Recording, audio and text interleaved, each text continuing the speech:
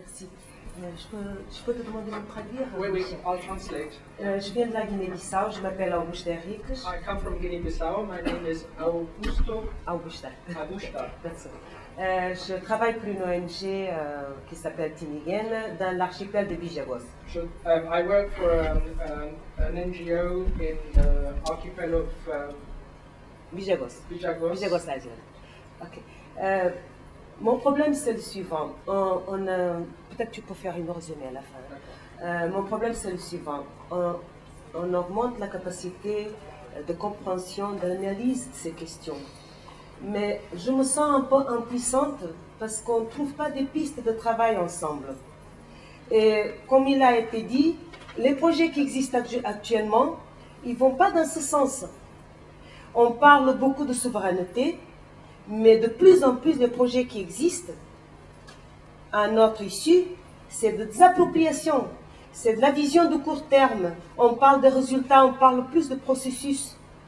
Et on parle de durabilité que pour la composante durabilité économique. Et donc, mon souci, comment est-ce qu'on peut aller au-delà de la capacité d'analyse et de compréhension des concepts pour trouver ensemble des pistes de travail conjointes pour garantir le contrôle sur les biens et les services qui sont essentiels pour la vie. My concern is that we've become very sophisticated in terms of analyzing what's happening and deconstructing trends, but we're much weaker when it comes to finding practical actions and doing things together. And this is a real concern because what I'm seeing is that certain views still prevail. We talk about food sovereignty, but really the market reigns okay.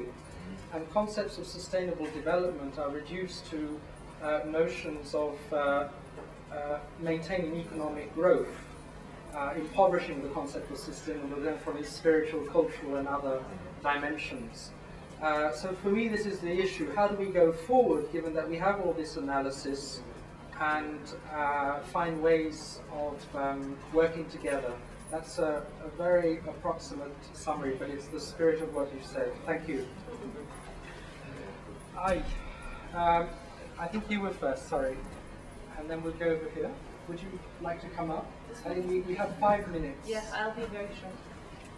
My name is Nicola Rast from World Initiative for Sustainable Pastoralism, IIED. Actually, I just would like to talk about a thing, refer to something that this lady, Sean has referred to, which is the livestock long shadow. I happen to have been in the working group who developed this book, and this is why I would like to emphasize a little bit, or outline a little bit, that the original objective of the book was really that within the department of FAO there was a paradigm, the livestock revolution, which said, okay, we have an increasing demand for livestock products, and then there were a lot of calculations going on, like how do we respond to that increasing demand, looking at all the different livestock production systems, and then trying to analyze, like, how can we respond, like which livestock production system has which potential to respond to that increasing demand. And they came up with numbers like extensive production systems can only be increased 0.7%, whereas mixed agriculture livestock systems can be increased 45%, and so on and so forth.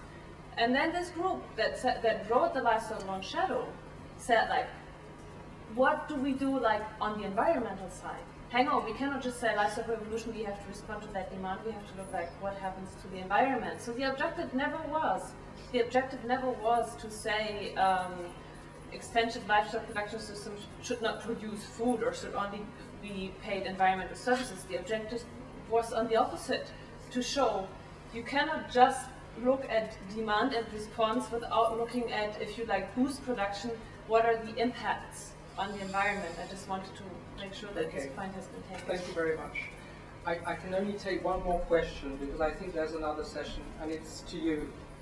But we really have to close. I'm getting into trouble already. Thank you very much. My name is Kokubetse. I'm from Ethiopia. I would like to make a very quick comment. And the issue of the whole issue of food sovereignty, I think, is very, very relevant, particularly for mobile people's pastoralists. because I think more than any other time, now it's really time that we recognize the need for securing a livelihood for pastoralists.